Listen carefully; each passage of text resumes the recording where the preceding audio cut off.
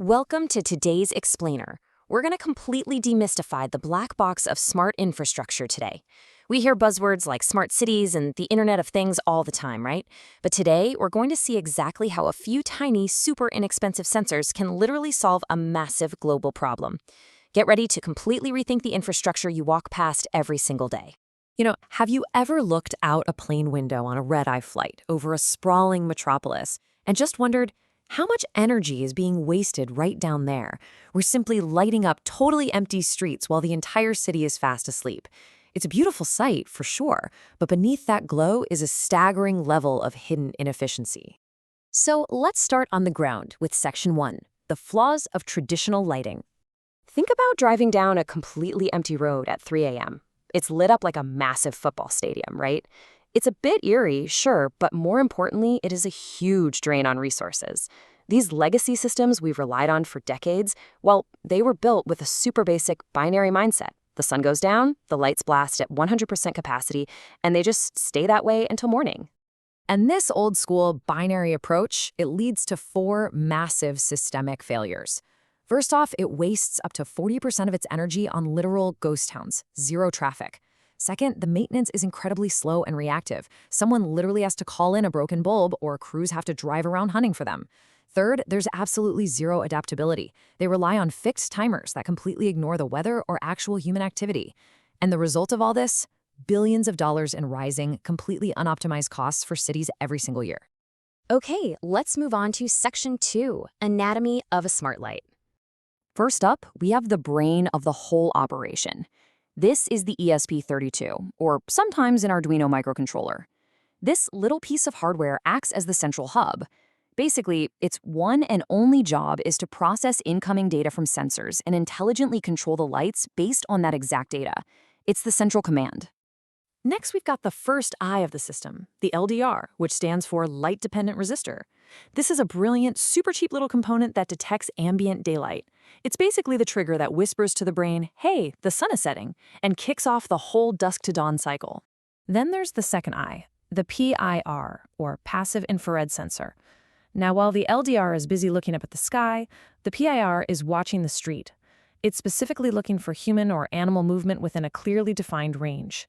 This is exactly how the system knows if a sidewalk is actually being used by a person or just, a neighborhood raccoon on a midnight stroll.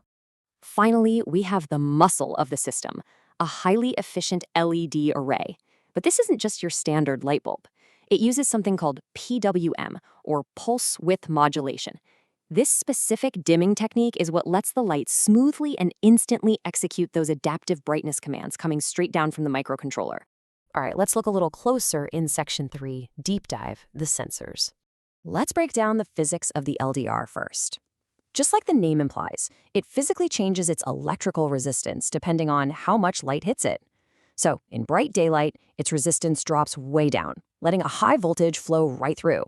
But when it gets dark, that resistance spikes, giving us a low voltage output. By just reading this bouncing analog voltage, our ESP32 can essentially see what time of day it is with perfect accuracy. The PIR sensor, on the other hand, works completely differently. It just passively waits, looking for sudden changes in infrared radiation. Since all warm bodies, like a person walking a dog or a passing car, naturally emit thermal radiation, the PIR trips the exact second that heat signature crosses its path.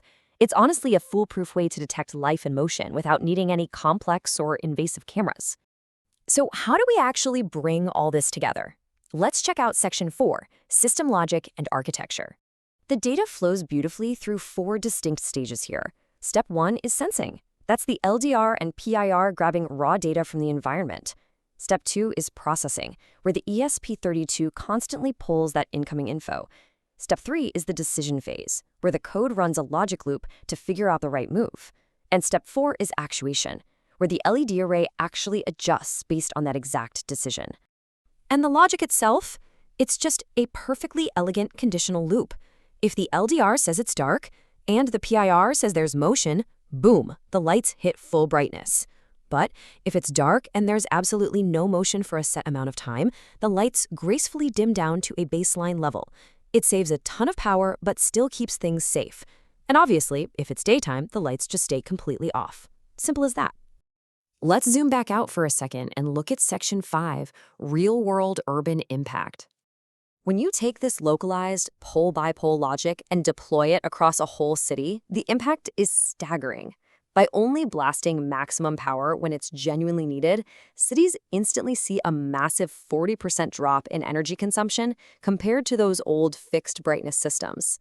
On top of that, because these are IoT, Internet of Things, devices, municipalities secure a 60% cut in maintenance costs. They now have 24/7 remote monitoring, so no more waiting for a citizen to call in a dead bulb.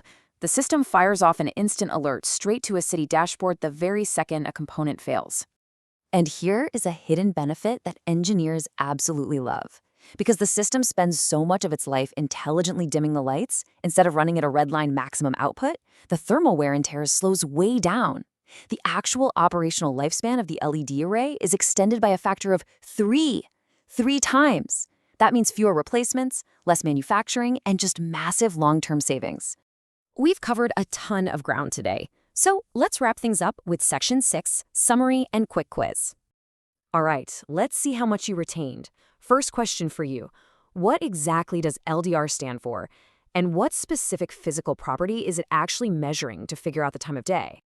Question 2. Think back to the biological analogy we used earlier. What actually has to happen out there in the real world to trigger a PIR sensor to output a high signal to our brain, the microcontroller? And finally, for the hardware folks tuning in, what is the acronym we discussed, and how exactly does PWM control the smooth dimming of the LED array instead of just abruptly shutting it completely off? Hold on to those thoughts. Let's see if you cracked the code. We're going to be discussing all the answers in depth during part 2, where we actually pull out the breadboards and tackle the real circuit design and code. Until then, I'll leave you with this one thought. If a dirt-cheap sensor combo can cut an entire city's lighting waste by 40%, what other invisible inefficiencies in our urban grids are just sitting out there, waiting in the dark to be made smart?